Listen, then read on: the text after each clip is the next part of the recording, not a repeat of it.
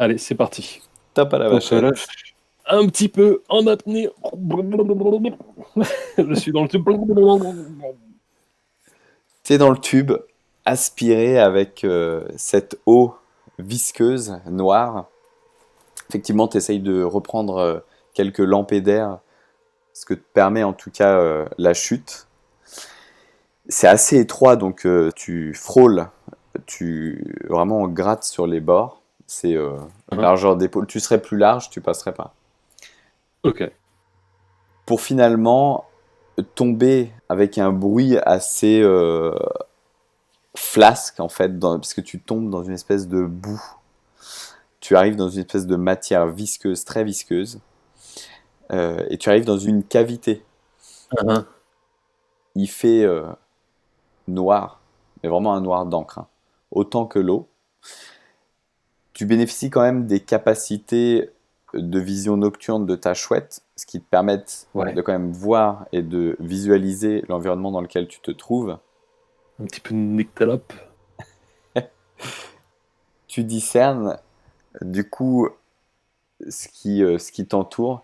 Alors, au plafond, tu as une espèce de stalactites partout qui descendent assez bas pour toucher l'eau, en tout cas la boue, la matière visqueuse, la mare dans laquelle tu es.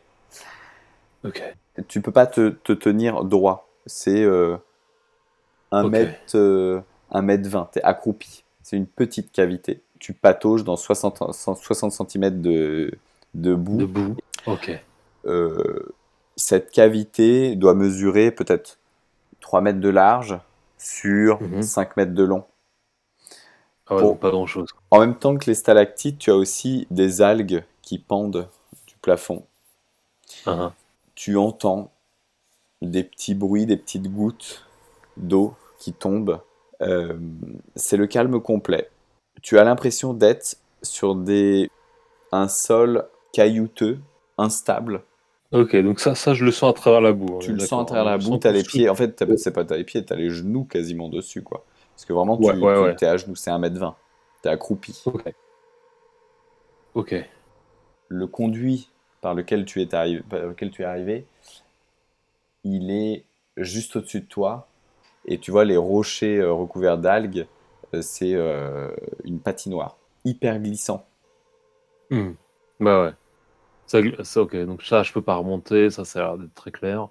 Euh, Et donc, du coup, l'eau de la piscine s'est évacuée dans cette cavité aussi. Ça fait partie de la mélasse dans laquelle je Complètement. baigne un petit peu. Ok, ok. Complètement. En fait, tu es dans l'eau de la piscine et puis peut-être autre chose, en tout cas quelque chose qui s'est décomposé dans l'eau, hein. C'est vraiment Ouais, sédimenteux, quoi. hmm, complètement. Ok. Est-ce qu'il y a une odeur particulière? Est-ce que c'est juste putride ou est-ce qu'il y a quelque chose vraiment de spécifique à ce niveau-là? Ça sent la mort. C'est Non, toujours extrêmement accueillant comme univers. J'aurais dû rester à la maison. Ok, bon, alors écoute, pas de problème.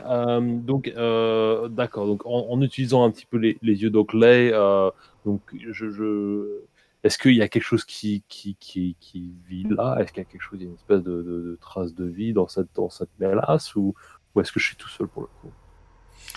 pour le coup, tu es seul. D'accord. Tu ne sais pas à combien de mètres, enfin sur combien de mètres tu es tombé. Hein.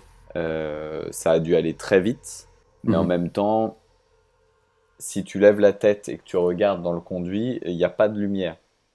Je veux dire, il n'y a pas de point lumineux, il n'y a pas de point de repère, tu vois pas le plafond de la pièce Ouais. de laquelle tu viens. Ça doit certainement prendre des petits chemins coudés, etc., qui ne te permettent pas d'avoir une vision directe sur Ouais. l'autre extrémité de ce tunnel.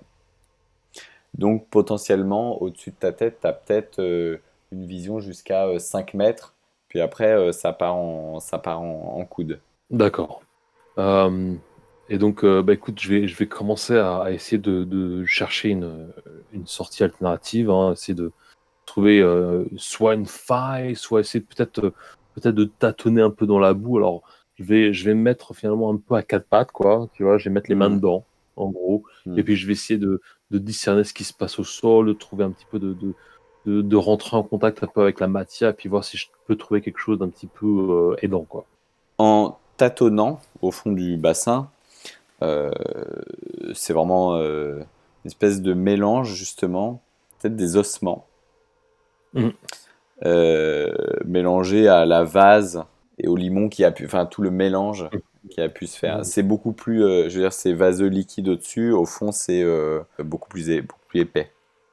Ok, En tâtonnant, tu mets le doigt dans un orifice, tu as la main posée sur un crâne, potentiellement humain.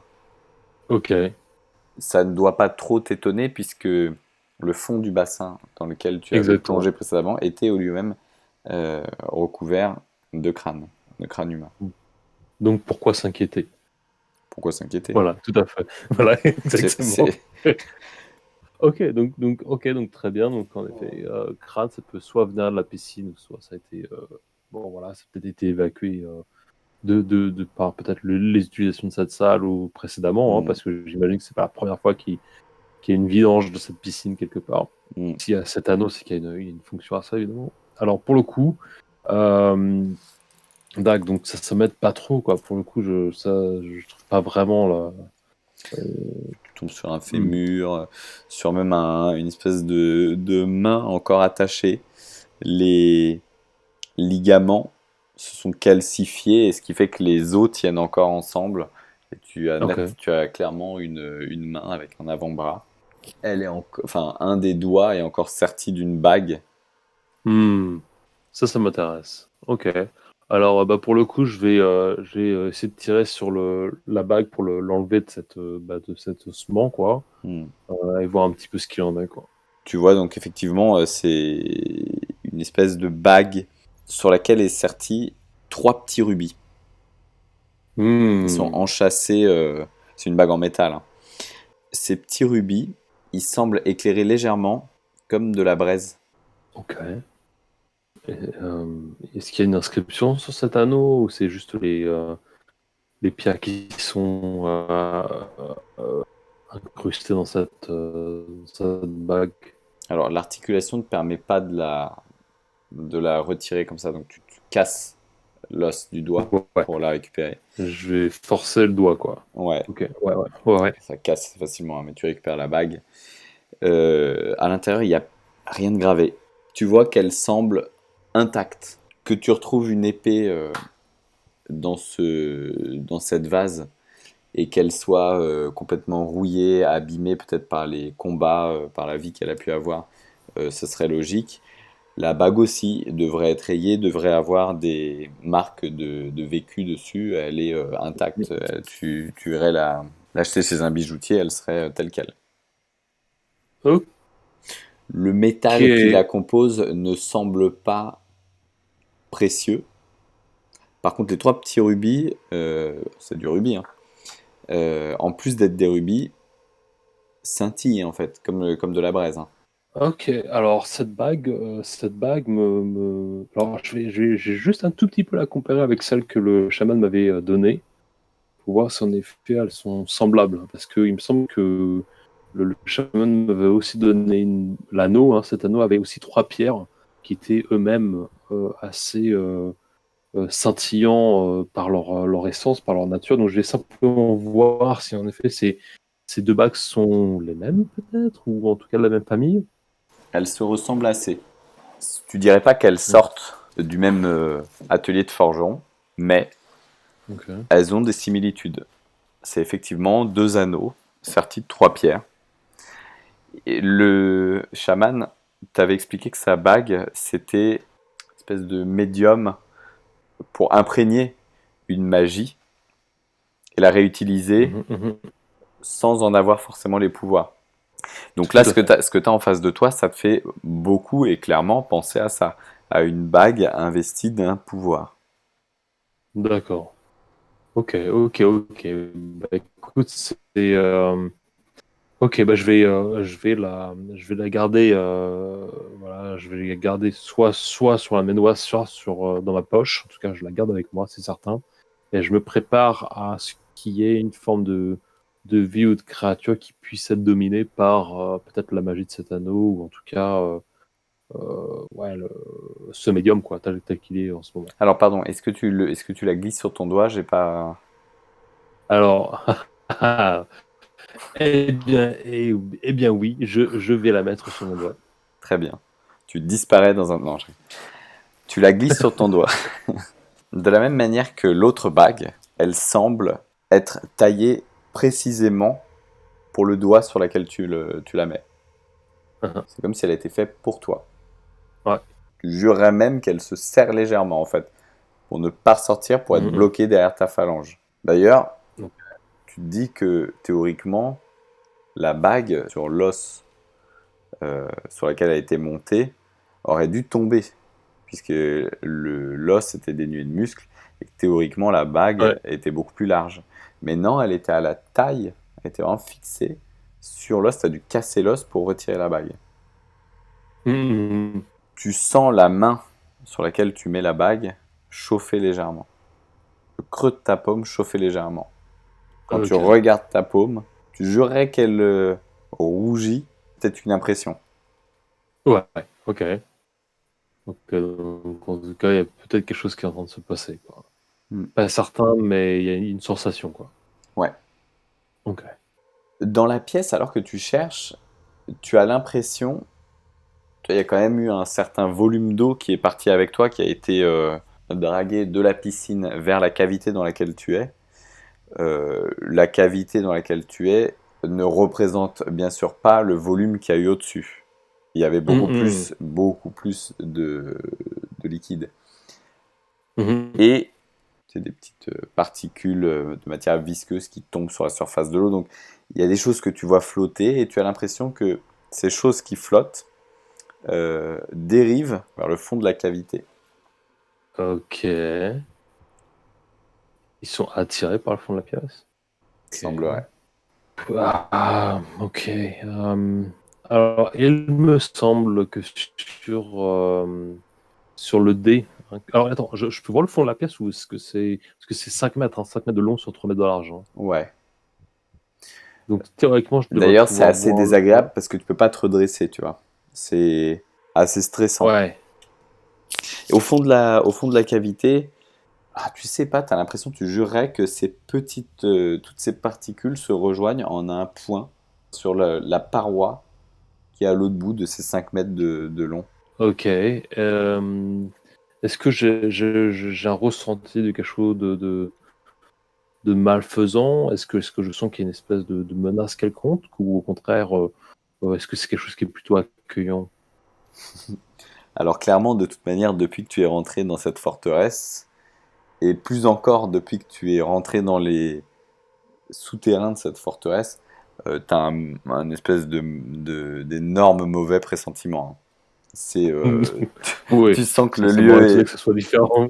c'est ça, le lieu est clairement impie. Mais sinon, dans la pièce et vu la situation, enfin en rapport avec la situation dans laquelle tu te trouves, il n'y a pas de mauvais pressentiment sur ça, en tout cas sur le flottement de ces particules. C'est vaste. Et j'ai pas forcément l'impression que le sol bouge, hein, on est d'accord, c'est pas un changement de gravité, il y a pas de, j'ai pas Non, l'impression que, je suis pas spécialement étourdi, il y a pas de, il y a pas de, il y a pas de vacillement en termes du sol, hein, on est d'accord. non, ça craque, ça s'enfonce, mais il y a pas de Ça mouvement. craque. Ça craque, ouais, oui, parce que tu craques les. Enfin, Ok. depuis tout à l'heure, tu réduis, Sur les, enfin, les en ossements. te déplaçant, voilà, les ossements. Ok. Alors, ok, ce déplacement me fait un peu penser à la réaction de cette eau un petit peu étrange qu'il y avait dans les pièces précédentes ou près de l'espèce de fontaine qui était un petit peu en réaction avec ma présence. J'ai l'impression quelque chose un petit peu comme ça, un petit peu conscient quelque part. Écoute, je vais aller en direction de cet amalgame de particules ou de masse Mhm. pour voir un petit peu ce qu'il en est. D'accord, en te rapprochant, tu observes la paroi. En fait, tu découvres une espèce de petite fissure par Hmm. laquelle l'eau semble s'infiltrer. Enfin, s'exfiltrer en tout cas, elle semble partir. Et il te semble que le niveau de hauteur de cette marasse dans laquelle tu baignes a légèrement baissé depuis tout à l'heure. Donc il y avait D'accord. peut-être 60 centimètres, il y a peut-être un peu moins, 50. Ok. Donc il y a, ouais, donc une partie qui est Ça transférée ou fuit. transvasée par l'autre. Ouais, ça fuit, ouais. Ok, bon, bah écoute, très bien, est-ce qu'il y a moyen de regarder à travers cette fissure? C'est quelque chose qui Non, donne c'est une sur une autre fissure. pièce? Tu glisserais une feuille de papier, mais pas de quoi regarder. En tout cas, ça ne te laisse pas d'angle pour voir quelque chose. C'est une pierre fissurée. Ok. Écoute, si je mets de la pression dessus, est-ce que si par exemple je frappe dessus ou que j'y mets un coup de pied quelconque, est-ce que c'est quelque chose qui pourrait éventuellement casser? Ça sonne creux. Tu Ok. essayes, tu recules un petit peu, tu prends appui sur le sol avec tes mains, puis tu essayes de taper. Tu sens que ça bouge légèrement. Il faudrait peut-être gratter le mur. Bon, je vais chercher dans ma besace, trouver peut-être un tournevis par exemple, qui pourrait être absolument parfait pour ce genre de situation. Euh, et donc, en effet, commencer à peut-être marteler un peu autour de cette faille, ou en tout cas dans cette faille, pour essayer d'en désosser une pierre un petit peu faible ou un petit peu maîtresse à travers cette crevasse, quoi. La roche est clairement friable en face de toi. Donc tu Mhm. arrives à gratter et à entamer la paroi assez facilement au bout de quelques minutes sur une dizaine de centimètres de profondeur. Ok. Tu te dis qu'il en faudrait pas long pour pouvoir maintenant, si tu élargis un petit peu euh, ton grattage, pour donner un coup de pied final et casser définitivement cette paroi pour voir ce qui se trouve de l'autre côté. En tout cas, l'eau Ah, s'évacue beaucoup plus rapidement maintenant que tu as commencé à entamer la fissure. donc le niveau baisse, le niveau d'eau baisse, ou le niveau de mélasse Voilà, baisse dans il la baisse. salle. Ok, bon bah écoute, très bien, bah écoute, je vais suivre un peu mon instinct et mettre en effet ce coup de pied révélateur dans l'espoir de pouvoir ouvrir un passage assez grand pour que je puisse peut-être me faufiler et avancer. Celle-ci vole en éclats Mhm. et une bouffée d'air frais envahit la cavité. Les bruits en fait de l'éboulement et de l'éclatement de la paroi qui viennent d'avoir lieu euh, ne se répercutent plus. La pièce dans laquelle tu vas certainement débarquer est finalement beaucoup plus grande, en tout cas au son, que celle de laquelle tu viens. Par contre, tu as beau avoir ta faculté de perception de ton environnement dans le noir qui est augmentée, à travers ce trou, c'est le néant absolu. Ok, alors je vais juste me mettre un petit peu à la limite hein, finalement de ces deux salles. Je vais essayer d'observer un peu ce qu'il en est et je vais prendre mon jeu de cartes en fait, et je vais lancer quelques cartes. Je vais les faire un petit peu, tu vois, tourner sur elles-mêmes. Je vais les lancer un petit peu enfin, le plus loin possible pour voir en effet si elles se font happer dans ce néant ou s'il y a quelque chose qui peut réagir un petit peu à la présence de ces éléments dans l'espace. Tu les vois Mhm. partir effectivement au loin, enfin en tout cas de la perspective que tu as, tu les vois partir et disparaître après, enfin tomber et sortir de ton champ de vision, en tout cas de l'angle qui te permet de balayer l'espace qui se trouve derrière. Et l'obscurité n'est pas solide. Mhm, mhm, Et puis mhm. tu te Ok. rapproches de la fente, enfin de l'ouverture que tu as faite dans le mur. La faille. Ouais.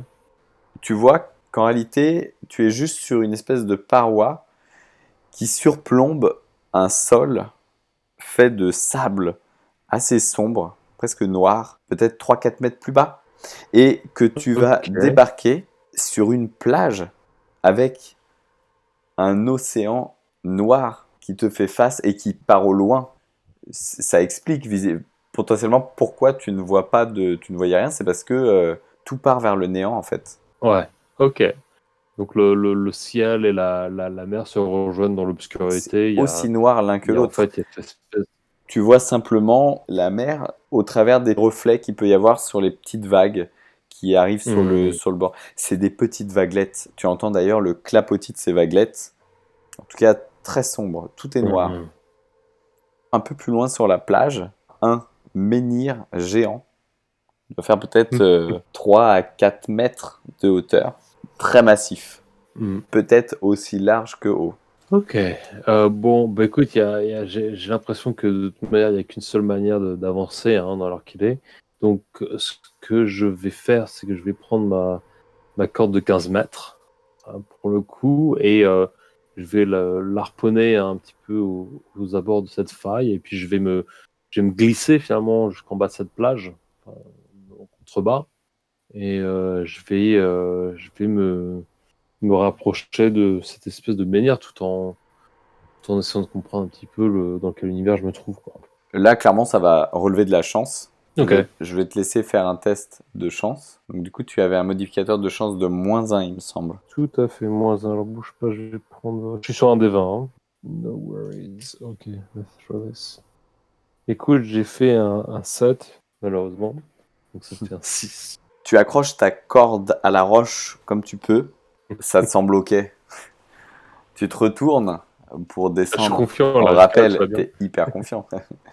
Tu te retournes pour descendre en rappel. Je sais pas pourquoi, mais ça t'est sorti de l'esprit que la paroi en fait que tu venais de creuser était quand même vachement friable et vachement meuble. Un coup de pied a suffi pour l'éclater une fois entamé.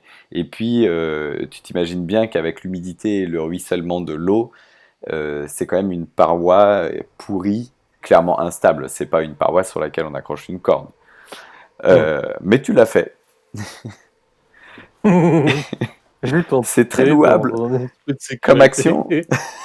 action. La roche sur laquelle tu t'étais forcément fixé se détache avec toi. Et tu dévales les 4 mètres. Tu finis à terre, sur le dos. Et tu vois une dernière image, c'est ce morceau de roche sur laquelle était, Non. sur laquelle était accrochée ta corde. Accroché à la corde. T'es arrivé à vitesse grand V Ok. en plein visage. Bam! Trou noir. J'ai même pas eu l'opportunité d'utiliser un point de chance là-dessus, là. Non, par contre, tu vas me dire de quoi tu rêves. Ou ça aurait été évitable. Non. De quoi je rêve? Oh! Ok, alors, écoute, je vois des flashs de lumière, c'est pas très clair. Je vois Joséphine qui me regarde, un peu béant, et Tu sens espèce de matière visqueuse qui commence à te lécher la joue, en tout cas le visage, et de manière très maladroite. Tu reprends tes esprits, tu essayes de chasser en fait ce qui te gêne de la main, et c'est à ce moment-là que ta main rentre en contact avec le museau de Joséphine. Ok. Tu es toujours allongé, tu sais pas combien de temps s'est passé, mais tu es toujours allongé sur cette plage. Joséphine, donc qui te surplombe, elle a l'air ravie de te retrouver. Et perché sur le dos de Joséphine, Oakley, qui te regarde sans rien dire, Mon cher mais qui n'en Oakley. pense pas moins. Ouais, c'est clair, il va toujours avoir une opinion, c'est certain. Ok, alors je sais pas ce qui s'est passé, comment, pourquoi, ou même comment ils sont arrivés là, ou comment est-ce que mon rêve est devenu cette forme de réalité.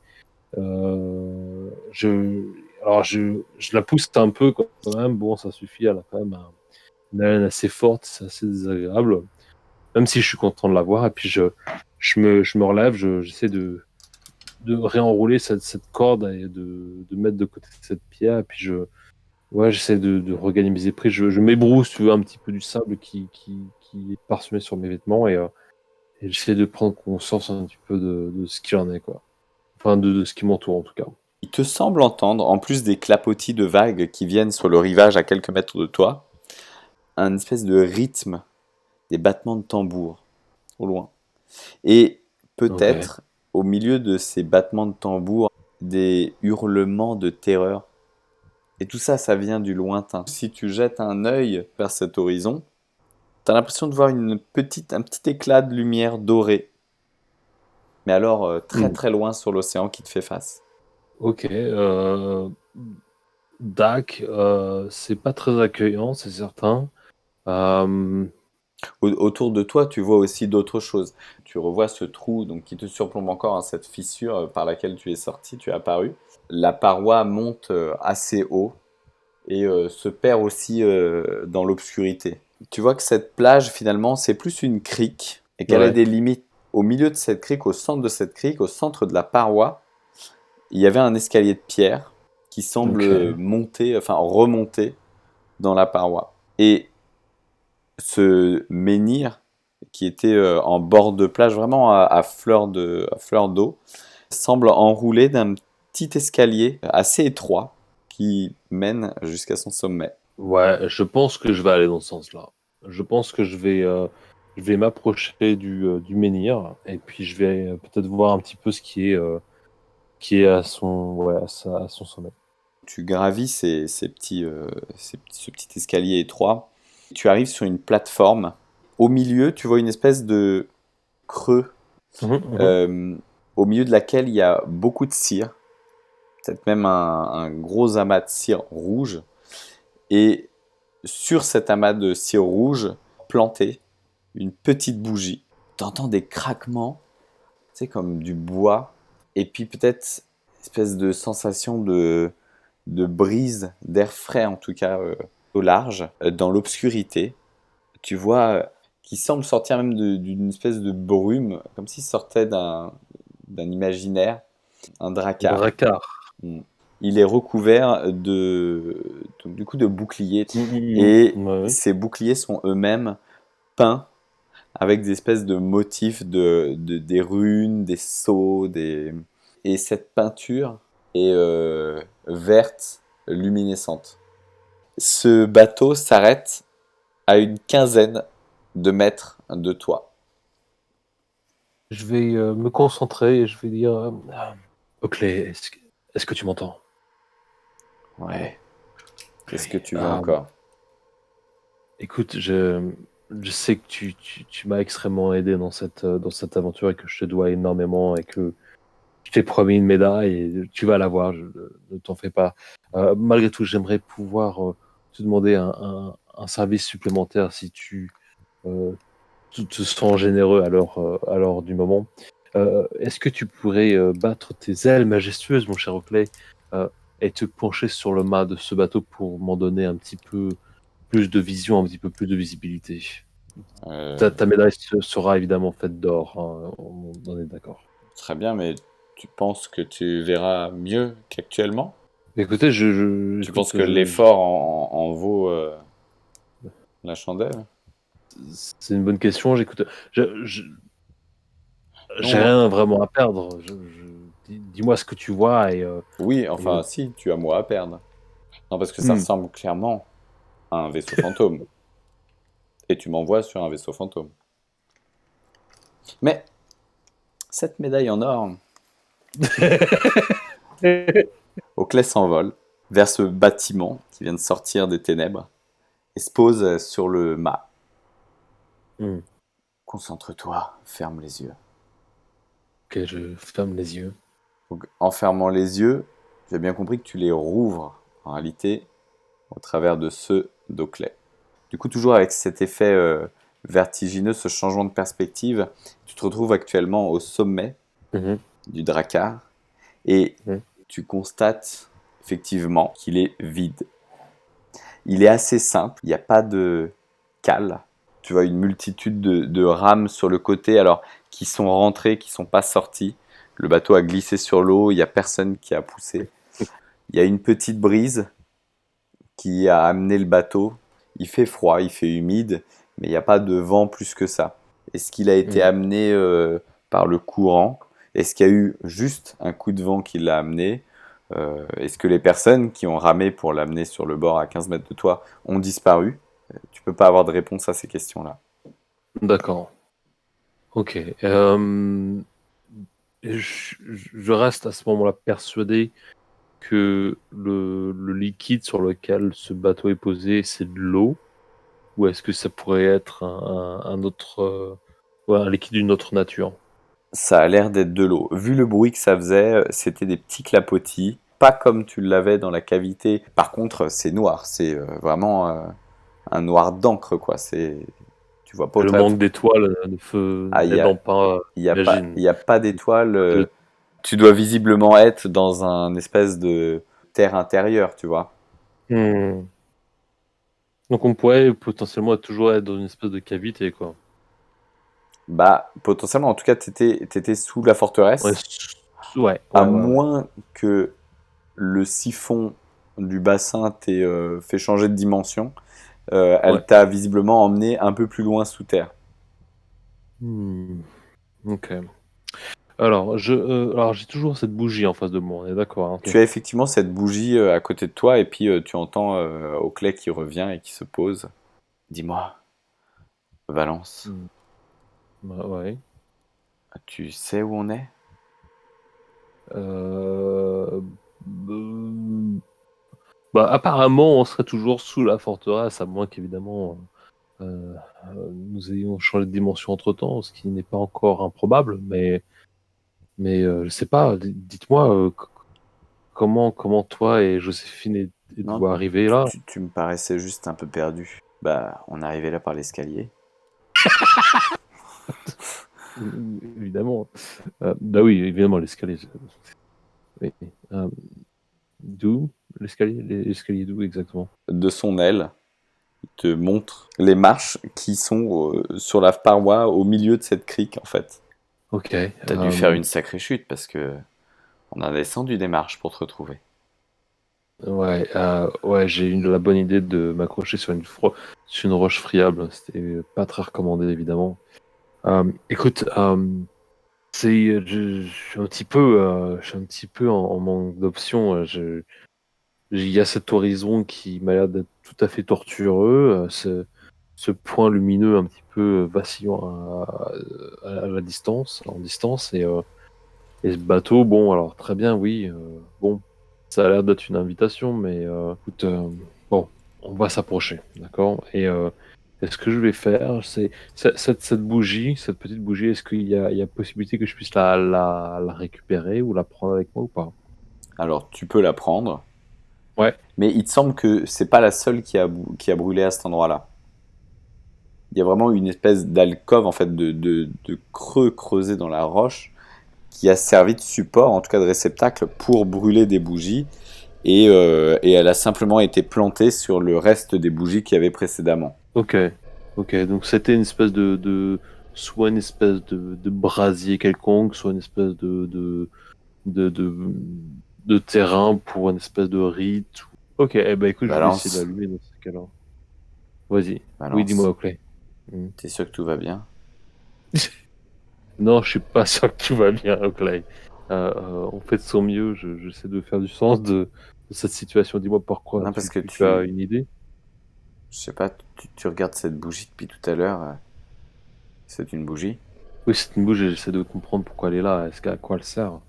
Ah, Tu as très une bien. idée peut-être? Tu veux peut-être contribuer à la situation? Visiblement, je sais pas, elle a dû être allumée avant, mais ça reste une bougie. Certes. Oh, si j'étais toi, je l'allumerais.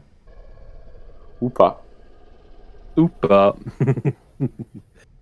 Eh ben écoute, on va essayer de faire la lumière sur la situation d'un point de vue figuré et littéral. Je vais essayer de l'allumer en effet et de voir si elle peut prendre une flamme. Je vais t'attendre en bas avec Joséphine. Et tu Hmm, vois d'accord. la chouette qui va se percher sur la tête de Joséphine. Clairement, Oakley prend plaisir visiblement à embêter Joséphine. Il domine un peu C'est Joséphine, ça. quoi. Clairement, elle peut pas te dominer, mais elle va chercher à dominer plus petit qu'elle. D'accord. Écoute, je cherche un moyen de pouvoir allumer cette bougie. Alors je cherche dans ma besace. J'ai. Tu as encore tes petits cônes d'encens. T'en avais mis trois que tu avais allumés. Et ça, visiblement, c'est quelque chose d'incandescent. D'accord. Donc en effet, je pense que c'est quelque chose qui était resté à Joséphine jusqu'à présent. Mais c'est quelque chose que je vais récupérer en fait. Je l'avais perché sur son dos, hein. Ouais. Et je vais donc le récupérer avant qu'elle parte, avant qu'elle descende. Vraiment à la dernière minute, je fais hop, hop, hop, hop, reviens là, hop. Je chope l'encensoir et en fait, j'essaie en effet de trouver une braise assez forte auprès de ces trois cônes pour pouvoir peut-être mettre à feu la chandelle de cette bougie. À ce moment-là, tu entends le drakkar craquer. Tu le vois se mettre en marche et se rapprocher de toi au point de venir vraiment accoster devant ce menhir sur lequel tu te trouves. De manière tout à fait étrange, tu vois se matérialiser une sorte d'échelle ou d'escalier entre la base, le socle du menhir sur lequel tu es, jusqu'au pont du drakkar qui est à quelques que tu surplombes en fait de 2-3 mètres. Elle semble faite de lumière verte. Elle te rappelle les runes peintes sur les boucliers qui encerclent le drakkar. Le Drakkar. Ok, bon, moi je crois qu'il s'agit d'une invitation assez ouverte, voilà, vu les circonstances. Je vais essayer de prendre cette bougie avec moi et je vais descendre je vais descendre au pied de ce stèle quelque part et je vais me rapprocher vers le Drakkar pour voir un petit peu ce qu'il en est. Tu arrives sur le pont de ce drakkar. Il doit faire une dizaine de mètres de long. Il y Ok. a 5 rangées de rames de chaque côté. Ok. Tu vois pas d'avant ou d'arrière. Il semble assez symétrique. Mhm. Tu descends sur le pont avec ton matériel. Est-ce que tu emmènes Joséphine? Est-ce que tu appelles Ouais, Oakley? je vais faire venir Joséphine et Oakley sur le bateau. Ouais, j'en fais signe de me suivre. Oui, tout à fait. D'accord. Il faudra quelques minutes quand même, quelques longues minutes pour réussir à traîner Joséphine sur les Mhm. escaliers qui Mhm. encerclent ce menhir, arriver au sommet, puis redescendre par cette échelle de lumière sur le pont. Ok. Alors que tu l'inspectes, tu continues à regarder un petit peu, voilà, est-ce qu'il y a une cale, est-ce qu'il y a... Il n'y a pas de cale visiblement. Tu vois que cette échelle a disparu. Mhm. Et tu sens un espèce de mouvement pareil. La voile ne se gonfle pas. Tu sens effectivement une légère brise, mais c'est pareil, c'est dû au mouvement que vous faites, enfin, de Ouais. déplacement du drakkar dans l'espace. Et il te semble que le drakkar, et d'ailleurs il te semble pas, c'est réellement le drakkar, commence à s'éloigner de la rive. Mhm. Et Mhm. alors que vous êtes maintenant à une dizaine, quinzaine, vingtaine de mètres maintenant du bord, tu as l'impression que vous changez de direction, vous réorientez Mhm. et vous pointez vers ce point lumineux, doré, Mhm. et Mhm. duquel Mhm. provient ces battements de tambour et tous ces hurlements de terreur que tu entends résonner. Ok, donc écoute, là, je sais pas trop à quoi m'attendre, hein. J'ai finalement je garde je mets ma main sur ma poche et je sais que j'ai mon dé un petit peu capricieux, mais qui m'a jusqu'à présent porté plutôt chance et qui pourrait être à mon service. Hmm. Je regarde Oakley dans les yeux, j'essaie de capter un petit peu sa réaction. Et puis j'essaie de rassurer un petit peu Joséphine qui commence à être progressivement tendue. Tu sens qu'il y a, voilà, enfin, qu'il y a un petit peu il y a un peu de tension dans l'air, quoi. On avance j'espère avoir fait le bon choix. Très bien, vous avancez, vous progressez, vous voyez ce point se préciser. Alors que vous faites ce voyage, c'est l'obscurité, tu vois dans le noir, mais s'il n'y a pas de lumière, s'il n'y a rien qui reflète la lumière sur les surfaces, potentiellement ce don de vision dans l'obscurité ne te sert pas. Il te semble discerner, alors c'est en fait l'espèce de lumière un peu blafarde qui Mm. semble émaner des peintures qui maintenant qui ne te font plus face, qui sont sur la façade extérieure du bateau, enfin en tout cas sur les boucliers, Mm.